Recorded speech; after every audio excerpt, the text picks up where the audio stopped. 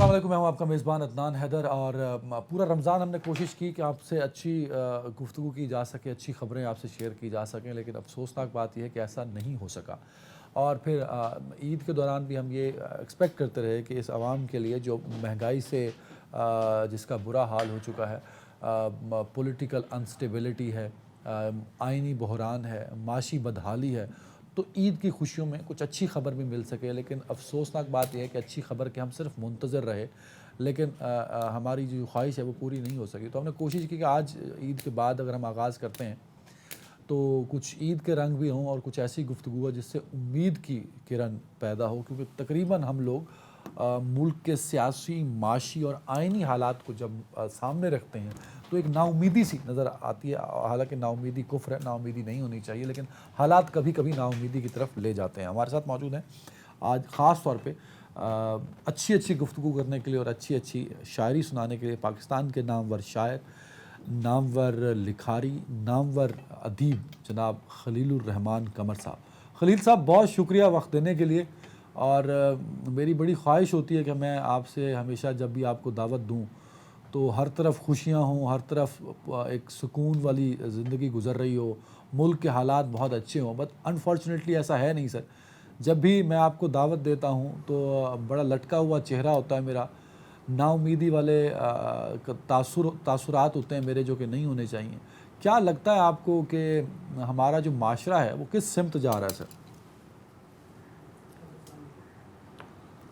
अस्सलाम वालेकुम एवरीबॉडी। एक तो मैं क्या कहूँ कि नाउमीदी तो सिर्फ तुम्हारे यहाँ नहीं है, नाउमीदी सिवाय अशराफिया के हर जगह प्रिवेल कर रही है। और मैंने पहली दफ़ा ये मंज़र देखा है अपने मुल्क में कि लोग मायूसी की उस सतह पर जा पहुँचे हैं जहाँ से अब उनको खींच कर वापस लाने में डेकेड्स लग जाएंगी। मैं आज वैसे भी मुझे डेंगू हुआ है और अभी मैं उससे रिकवर किया हूँ और उसकी वीकनेस चल रही है, तो it was so difficult for me to come up to this seat of mind. लेकिन एक बात अदनान मैं आपको बताऊँ, अब ये जुमला शायद पाकिस्तान में वाक़ेबल नहीं है कि मायूसी गुनाह है या उम्मीद, हमें पुरुमीद रहना चाहिए। हाँ, कम अज़ कम हमें ये पुरुमीद रहना चाहिए कि हमारे मरने के बाद या शायद इन नस्लों के चले जाने के बाद या मुल्क में गैरत के आ जाने के बाद चीज़ें शायद बदल जाएं। वरना मैं वो बदनसीब हूँ जिसने अपनी आंखों के सामने देखा है कि एक दिन शेर बंगाल मौलवी फजल हक यहाँ पर गद्दार करार दे दिया गया। डेकेड्स के बाद 50 सालों बाद पता चला कि वो मुजीबुर रहमान भी गद्दार नहीं था। तो फिर वही ट्रेंड चल रहे हैं। मुनाफिक मौलवी मुंह भर के किसी को यहूदी बोल देता है और बहुत सारे ऐसे जो मुनाफिकीन का गिरोह है जिन्होंने दीन का लिबादा उड़ा हुआ है, उन्होंने चारों तरफ से मेरे मुल्क को घेरा हुआ है। तो इस बदनसीबी में हम जो इनको 3 वक्त की रोटी मैसर है, वो बस मैं उनमें से हूँ जो शर्म से डूब मर रहा है कि मैं जब खाना खाता हूँ तो इस वक्त जो हालत है, जो 12 महीनों में ये अजाब उतरा इस मुल्क के ऊपर, मेरे गरीब आदमी का क्या हाल है, कैसे वो ईद मना रहा होगा, कैसे वो खाने को अरेंज कर रहा होगा। क्या हमने तय किया था कि हमने अपने नबी सल्लल्लाहु अलैहि वसल्लम की उम्मत को एक दिन भिखारी बनने के उस लेवल पर ले जाना है जहाँ उनकी इज़्ज़त नफ्स जो है वो अशराफिया के पैरों तले आके कुचली जाए।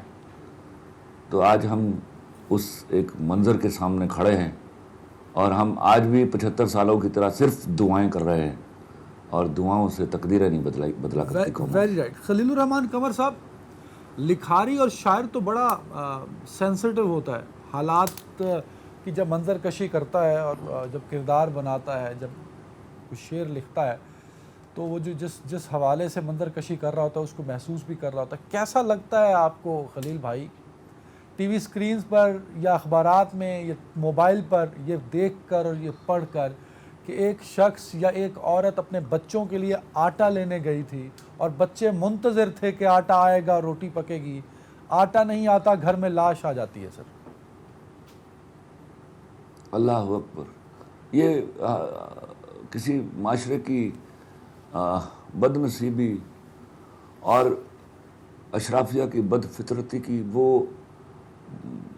حیران کن مثال ہے جو ہم نے فلموں اور ڈراموں میں نہیں دیکھی ہوئی. ہم نے ولن پینٹ کیے، بڑا بڑا گھنونا اور خوفناک ولن پینٹ کیا، پر میری اشرافیہ سے بڑا ولن آج ابھی تک ہم پینٹ نہیں کر پائے.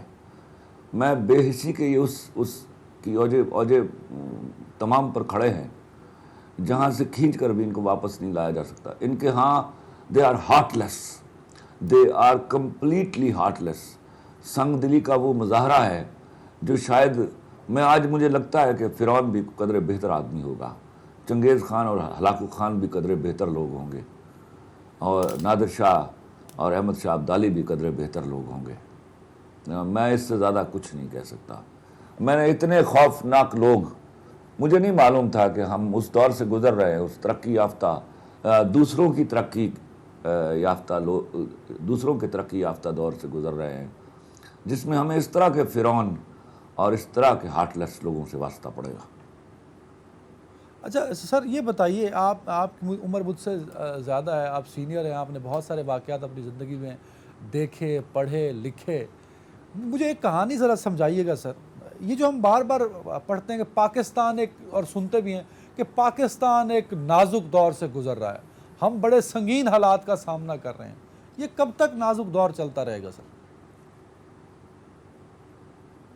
یہ ابھی جب تک ہم غیرت کے اس ممبر پر آ کر کھڑے نہیں ہوتے، جب ہم رعایا سے جمہور نہیں بن جاتے، جب ہم کرپشن چھپانے کے لیے ایسی جماعتوں کی حمایت نہیں کرتے جنہوں نے ملک لوٹا ہے اور جو لوٹ کر ملک سے باہر جا چکے ہیں، جب تک ہمیں حلال کمانا نہیں آتا، جب تک ہمیں حلال پہ پرائیڈ لینا نہیں آتا، اور جب تک ہمیں شرم نہیں آتی کہ ہم صرف اس آدمی کی عزت کریں جو حلال کماتا ہے، ہم یہی جملہ سنتے رہیں گے کہ پاکستان ایک نازک وقت سے اور نازک دور سے گزر رہا ہے. آپ کے خیال میں مسئلہ، سارے مسائل کی وجہ یا جڑ کیا ہے پاکستان کی سر؟ پاکستان کے سارے مسائل کی وجہ کون نہیں جانتا، لیکن ابھی میں 60 سال کا ہو گیا ہوں تو میں ننگا نہیں ہونا چاہتا یار. میں چاہتا ہوں میں پورے کپڑے پہن کے مر جاؤں اور بس اسی دن جب نہلایا جائے مجھے تو میں ننگا کیا جاؤں. میں سوال باعزت سوال کر دیتا ہوں آپ سے. بار بار آپ اشرافیہ کا تذکرہ کرتے ہیں سر، اس اشرافیہ کا حل کیا ہے؟ مطلب میرے والد صاحب، پھر میں، پھر میرا بیٹا، اور ہو سکتا ہے پھر اس کی اولاد، کیا ہم سارے اسی جو اشرافیہ کا جال ہے اسی میں جکڑے رہیں گے اور اسی طرح مرتے رہیں گے، اسی طرح پستے رہیں گے؟ جکڑے رہیں گے. دیکھیے میں آپ کو ایک بات بتاؤں عدنان، ایک بات کو سمجھیے. سر محلے میں آپ ملک چھوڑ دیجئے، محلے میں آئیے. گنڈا کیسے بنتا ہے؟ گنڈا آگے کوئی اناؤنس نہیں کرتا میں گنڈا ہوں، ہم ڈرنے لگتے ہیں اس سے. ہمارا ڈر بناتا ہے کسی کو گنڈا. ہم ان گھٹیا بدماش اشرافیہ سے ڈر گئے، سمجھے؟ ہم نے قربانی دینے کے لیے لوگ چنے، خود قربانی دینے کے لیے آگے نہیں بڑھے. ہمیں قربانیاں دینی ہوں گی، اس میں شاید کوئی خلیل الرحمان قمر بھی مر جائے. مرنا ہوگا، ان کے سامنے ٹکرا کے ان کو بتانا ہوگا کہ بھائی بس جان لے لو، ہمارا مستقبل، ہمارے بچوں کا مستقبل ہمارے ہاتھوں سے نہ چھینو. خلیل صاحب آپ یہ ٹکرانا ہوگا، کوئی چارہ نہیں. آپ اس بات پر پتہ نہیں میرے ساتھ کیا سلوک کرتے ہیں، پر میں آپ کو سیدھا بتاؤں یہ ٹکرانا ہوگا. میں اس دور میں جی رہا ہوں جہاں قلم جو ہے وہ سرنڈر کر گیا ہے گولی کے سامنے. سر ویری رائٹ. سر آپ ہمیشہ بڑا اچھا ہمیں لگتا ہے جب دانشور سیاست پہ بات کرتے ہیں، سیاسی شعور پہ بات کرتے ہیں. کیا لگتا ہے کہ پاکستان کے اندر جس سیاسی شعور کی ضرورت تھی، کیا وہ بیدار ہوا یا نہیں ہوا، یا ابھی بھی ہم اس پروسیس سے گزر رہے ہیں جو سیاسی شعور دے گا ہمیں؟ دیکھیے وہ جس آدمی نے ابھی بڑے سالوں بعد آپ کو آ کے سیاسی شعور دیا ہے، لوگ مجھے ٹیگ کرتے ہیں پی ٹی آئی کا آدمی ہے، ایسی بات نہیں ہے. ایک تو بات یاد رکھیے گا، میرا کبھی کسی جماعت سے واسطہ نہیں رہا، اور اگر کبھی رہا ہے تو میرا کسی زمانے میں پیپلز پارٹی سے واسطہ تھا جب تک بے نظیر صاحبہ زندہ تھی. وہ ایک بات بتا دوں، وہی ایک آدمی جس نے بڑے ڈیکیڈز کے بعد آ کے ایک دفعہ پھر عوامی شعور کو جگایا ہے. بلکہ اس دفعہ شعور کو نہیں جگایا گیا، اس دفعہ چونکہ غیرت پر حملہ ہوا تھا تو اس نے غیرت جگائی ہے. لیکن غیرت ہم مسلسل اور پرپیچول بنیادوں پر ان کی جاگتی ہے جو حلال کمانے پر یقین رکھتے ہیں. فلوک لگانے والوں کی غیرت کا جاگنا بڑا ٹیمپریری ہوتا ہے.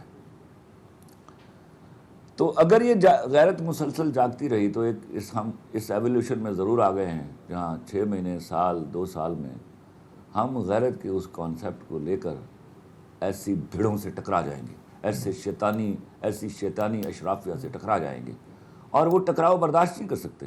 کتنی دیر وہ جہاز کی ٹکٹیں لے کر بھاگیں گے، کسی دن تو ہتھے چڑھ جائیں گے. یہی ایک طریقہ ہے. میری سمجھ سے یہاں پہ چھوٹی سی سبمیشن ہے میری، کوئی چیز نہیں ہے. میری ایک سبمیشن ہے. آپ نے جو بات کی اپنے بارے میں بالکل ایسا ہے. یہ ایک پرسپشن بھی ہے سوشل میڈیا پہ بھی. آپ تو لوگوں میں بات کرو تو وہ کہتے ہیں خلیل الرحمان قمر کا تعلق پاکستان تحریک انصاف سے، کیونکہ آپ خان صاحب سے ملتے ہیں، بڑے شوق سے فوٹو کھنچواتے ہیں، وہ پوسٹ بھی کر دیتے ہیں، تو لوگ یہی سمجھیں گے کیونکہ نواز شریف صاحب کے ساتھ، زرداری صاحب کے ساتھ تو آپ کا کوئی انٹریکشن نہیں ہے. تو اس لیے ایک منٹ رک جائیے عدنان. لا الہ الا اللہ محمد رسول اللہ. میں نے خان صاحب سے ملاقات کی، آج تک کوئی فوٹو پوسٹ نہیں کی. بٹ فوٹو سرکولیٹ تو ہوئی نا سر خلیل بھائی، فوٹو سرکولیٹ ہوئی، میں نے خود بھی دیکھی. فوٹو دیکھیے، فوٹوز تو میری کچھ ایکٹرز کے ساتھ بھی بن جاتی ہیں، وہ بھی سرکولیٹ ہو جاتی ہیں. میرے لیے خان ایک دیانتدار آدمی ہے. میرے لیے میرا ابھی A+ کا چیئرمین کی ڈیتھ ہوئی ہے. ہی واز این آنیسٹ مین. جب لوگوں کو اس سے اعتراض سے میں چیخ کر کہتا تھا ہی از این آنیسٹ مین، سمجھے آپ. تو میں اس کے ساتھ بھی کھڑا رہا وہ ساری عمر. میرا ان سے جھگڑا بھی ہوتا رہا، اور میرا شاید آپ کو معلوم نہیں کتنی دفعہ بحث ہو جاتی ہے خان صاحب کے ساتھ. تو میں I am for my country, I am for my soul. Sir بڑا اچھا ان کامنٹس کے بعد میں بڑا آسان فیل کر رہا ہوں، خود کو بڑا آرام دہ فیل کر رہا ہوں کہ میں اگلا سوال فریم کر سکتا ہوں.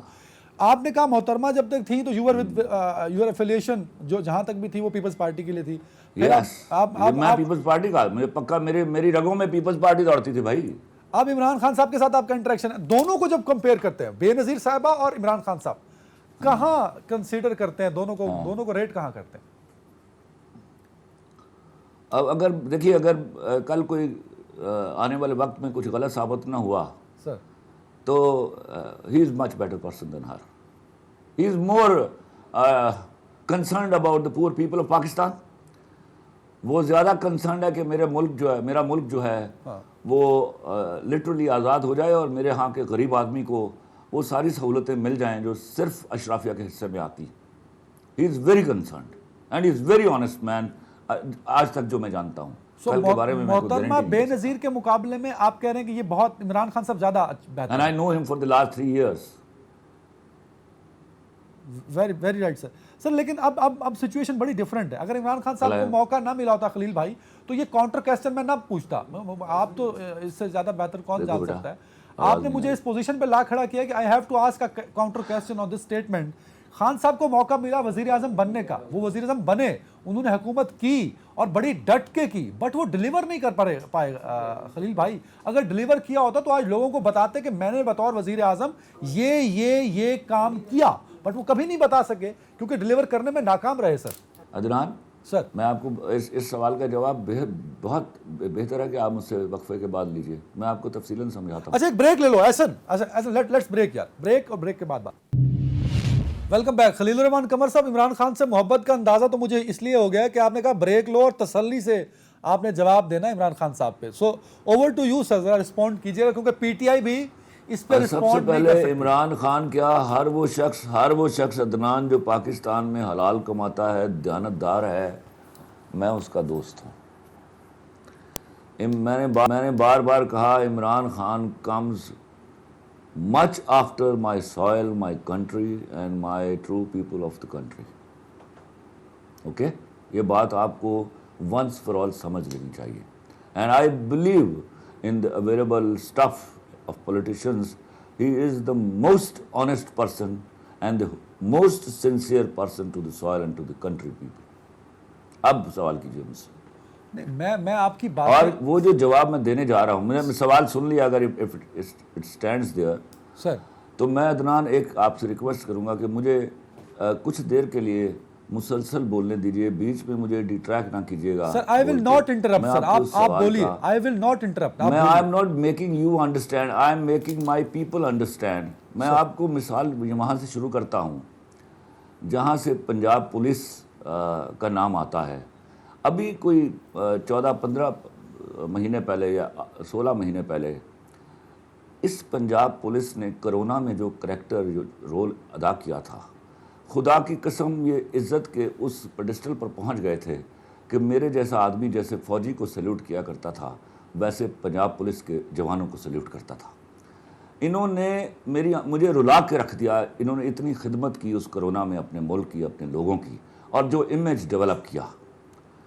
اس کے فوراً بعد ایک بدنصیب لمحہ آتا ہے رجیم چینج کا، اور وہی پنجاب پولیس وہ کسی کے گندے کیے ہوئے میلے کیے ہوئے کپڑے آج پنجاب پولیس دھو رہی ہے، اور جس طرح کا اس نے اپنا امیج ڈیولپ کیا ہے۔ آج مجھے وہ لمحہ یاد آیا جب مجھے کسی کو میں بتا رہا تھا کہ دیکھو یہ جو بندوق ہے یہ جنگ نہیں لڑتی، بندوق کے پیچھے ایک سولجر ہوتا ہے جو لڑتا ہے۔ تو آج وہی بندوق ایک ایسے شخص کے ہاتھ میں آئی ہے جو گولیاں برسانے کے لیے ہمیں ٹارگٹ کر رہا ہے، میرے غریب لوگوں کو ٹارگٹ کر رہا ہے، میرے بدنصیب عوام کو ٹارگٹ کر رہا ہے۔ اب میں آتا ہوں وہاں، آج ہم 2018 پر جانے کی بجائے سب سے پہلے 2023 پر آتے ہیں۔ فرض کیجئے جس کے کوئی چانسز نہیں ہیں، کیونکہ اشرافیہ قسم کھا چکے، حلف لے چکے مل کر سارے کے سارے کہ عمران خان کو انہوں نے نہیں آنے دینا۔ ہم فرض کرتے ہیں مایوسی کے اس بدنصیب لمحے میں کہ الیکشن ہوتے ہیں اور وہ جیت جاتا ہے، اور وہ جیتے گا۔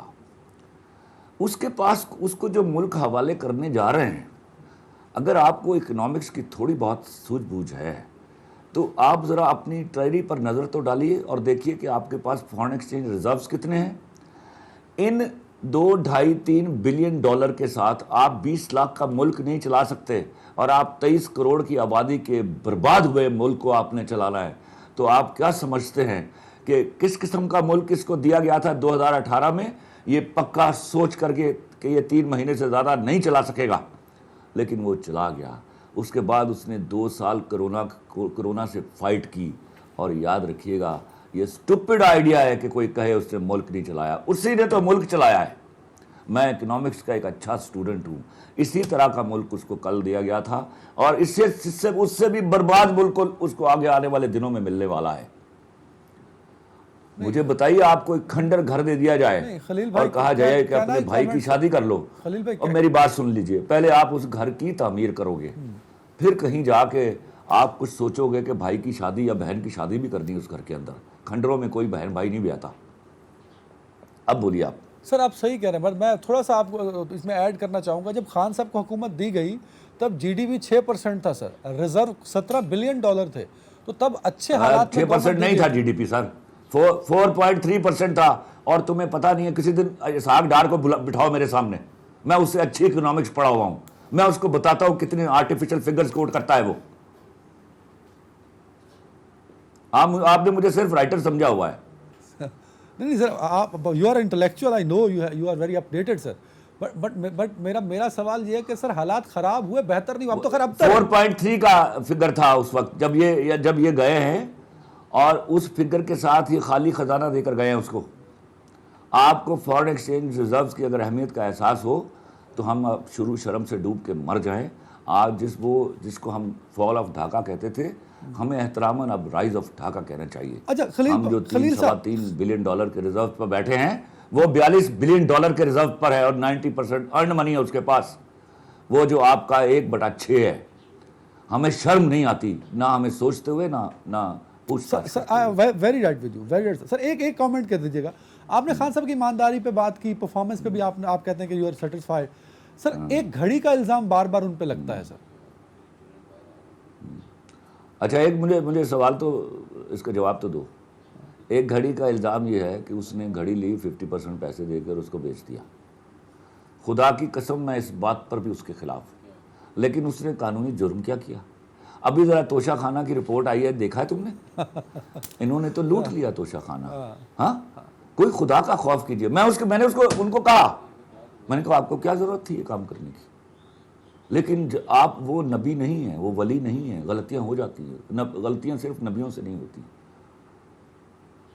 آپ خدا کے واسطے اس کے اتنے بڑے کاموں کو صرف ایک توشہ خانہ کی غلطی، اور وہ غلطی غیر قانونی نہیں ہے، وہ میرے لیے اخلاقی غلطی ہے کہ آپ جیسے بڑے آدمی کو توشہ خانے سے 1 روپے کی چیز نہیں لینا چاہیے تھی۔ Very right sir, very right سر۔ ٹائم کی کمی، ذرا سیاست پہ آخری سوال، پھر ذرا ہم آگے بڑھتے ہیں ادب کی طرف اور شاعری کی طرف۔ سر یہ بتائیے گا، آپ کی اس بات سے 200% ایگری ہے ہر بندہ، میرا کیمرہ مین، میں، میرا پروڈیوسر، سب سننے والے، کہ اویئرنیس آئی خان صاحب کے آنے سے، پر اس اویئرنیس کے ساتھ ایک ایلیمنٹ آیا جس کو ہم شدت پسندی کہہ سکتے ہیں، کہ گالی دینا ہے، تنقید کی بجائے گریبان پکڑ لینا ہے، فوج کو گالی دو، عدلیہ کو گالی دو، اداروں کو گالی دو، اگر کوئی عمرہ کرنے چلا جائے تو طواف کے دوران گالی دو، مدینہ پاک میں حضور اکرم صلی اللہ علیہ وآلہ وسلم کے روزے پر ہے تب گالی دو۔ تو یہ جو اویئرنیس کے ساتھ یہ نفرتوں کا بیج بو دیا ہے عمران خان صاحب نے، how you respond that sir? یہ عمران خان صاحب نے بالکل نہیں بویا یہ بیج۔ میں اس آدمی کو ہمیشہ دیکھتا ہوں کہ whenever he talks about Pakistan, he doesn't talk about known لیگی people, he doesn't call patwari کا لفظ کسی اور نے ایجاد کیا ہے، he talks of people of Pakistan، وہ نون لیگیا نہیں کہتا، he always talks about the نون لیگی لیڈرشپ، وہ ماسز کو ایکولی ٹریٹ کرتا ہے، he never says کہ وہ پی ٹی آئی کے لوگ ہیں یا وہ فلاں جماعت کے لوگ ہیں، وہ ہمیشہ بات کرتا ہے پاکستانی، ٹرسٹ می۔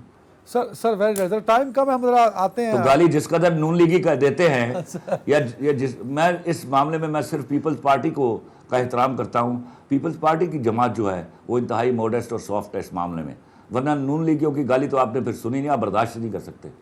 سوال یہ ہے کہ اسلام کا اس وقت کیا حشر ہوتا ہے، 1 منٹ رک جائیے، اسلام کے ساتھ اس وقت اسلام کی کتنی توہین ہوتی ہے جب میرے نبی کی امت ہو کر، میرے نبی کے کا نام لے کے، صلی اللہ علیہ وسلم کا نام لے کے آپ اتنی ذخیرہ اندوزی کرتے ہیں۔ آپ جب رمضان کے مہینے میں تگنی قیمتیں بڑھاتے ہیں، اس وقت ڈوب کے مر نہیں جاتے آپ نے صرف یہ ٹھیکہ لے رکھا ہے کہ ایک آدمی نے اگر غلطی کی ہے وہاں پر تو اس کی ذمہ داری آپ عمران خان کے اوپر ڈال دیں گے؟ آپ ان کے گریبان پکڑ سکے کبھی آپ؟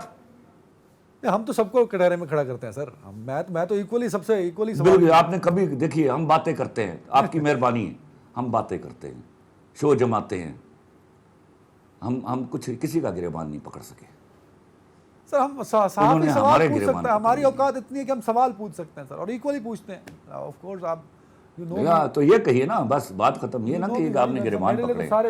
آپ ہمت والے، میں نے آپ جتنے لوگوں کے ساتھ انٹرویو کیا ہے ان میں آپ ایک ہمت والے آدمی ہیں۔ میں am not in a habit of praising people like this on air, but trust me، آپ ہمت والے آدمی ہیں۔ یہ میرے لیے آنر ہے خلیل بھائی، ویری رائٹ سر۔ ٹائم کم ہے، میرے بار پروڈیوسر کہہ رہا ہے کہ آپ نے خلیل صاحب کو سیاستدان بنا دیا ہے، ان کو وہ دانشور ہیں، تو ہم آتے ہیں ذرا ادب کی طرف۔ سر مجھے یاد ہے خلیل بھائی جب سینما آباد ہوتے تھے ہندوستانی فلموں سے تو آپ اس کو اچھا نہیں سمجھتے تھے۔ ہندوستانی فلم بند ہو گئی سر، اب سینما بھی بند ہونے لگا ہے، پاکستانی سینما بہتر نہیں ہو سکا، Pakistani film producer Pakistani cinema کو فلم نہیں دے سکا۔ سر جب تک میرے ہاں کے غریب آدمی کو روٹی نہیں ملتی، میری طرف سے جہنم میں جائے سینما۔ یہاں میرے ہاں غریب کی بچی بک رہی ہے، میں سینما کے بارے میں سوچوں؟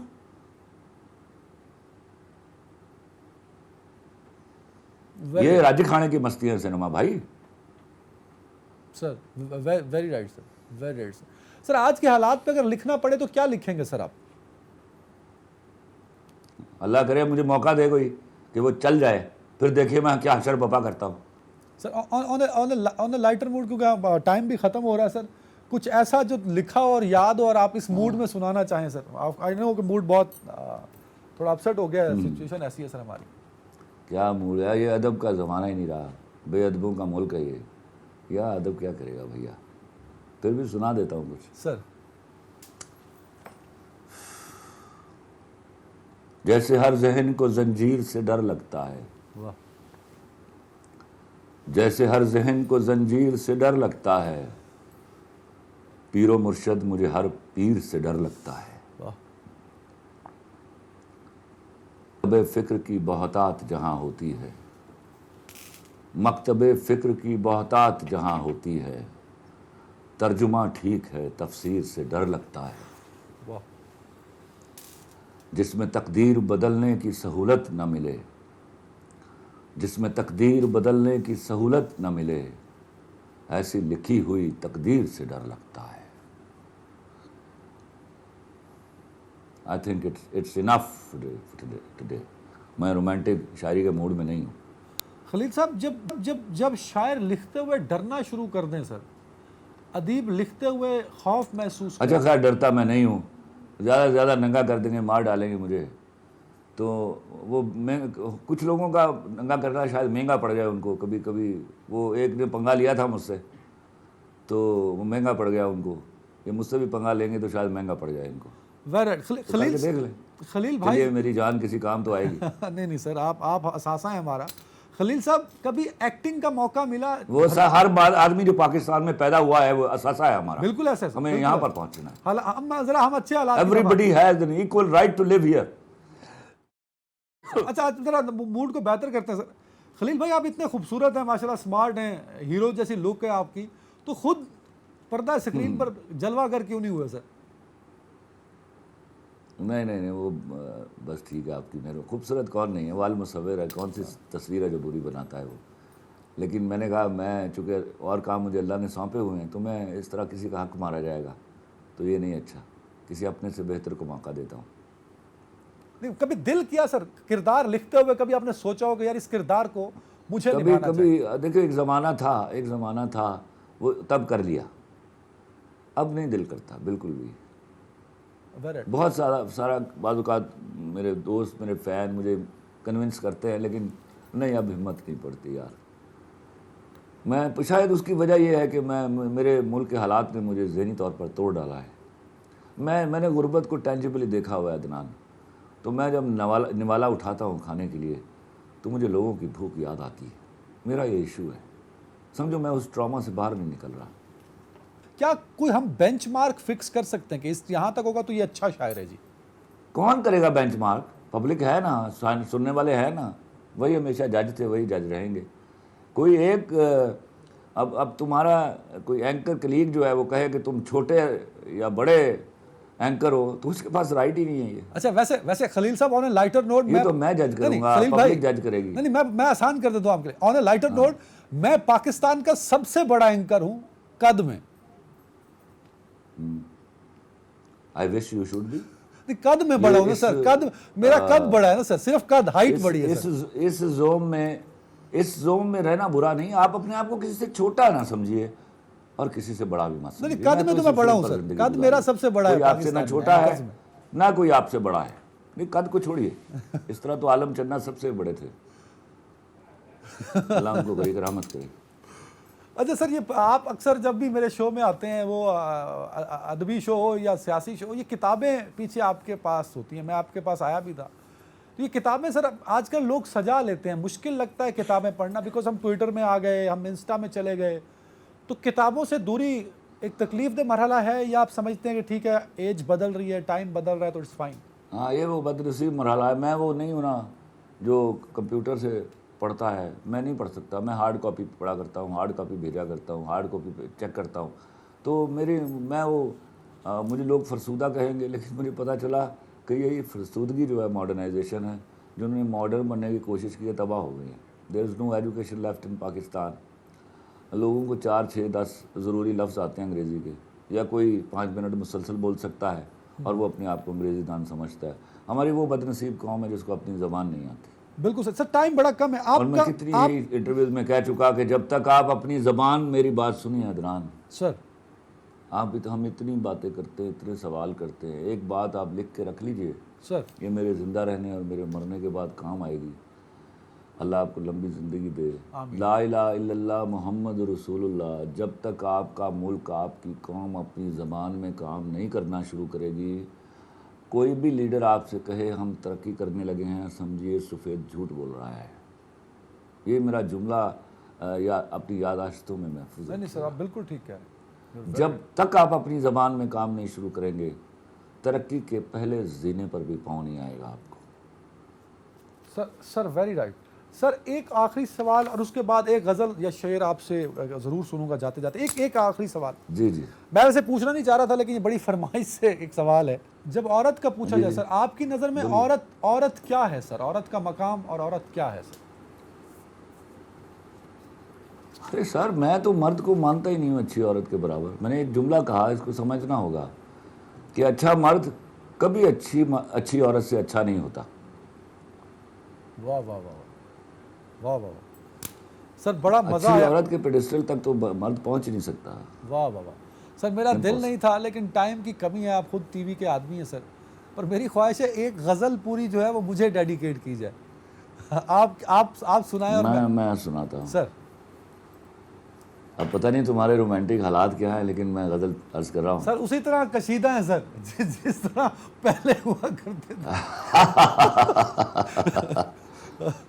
عرض کر رہا ہوں کہ سر. اشک ناداں سے کہو بعد میں پچھتائیں گے, واہ اشک ناداں سے کہو بعد میں پچھتائیں گے, آپ گر کر میری آنکھ ادھر جائیں گے, واہ تم کو مل جائیں گے کچھ دور تو قدموں کے نشان, پھر کہیں چاند ستاروں میں اتر جائیں گے.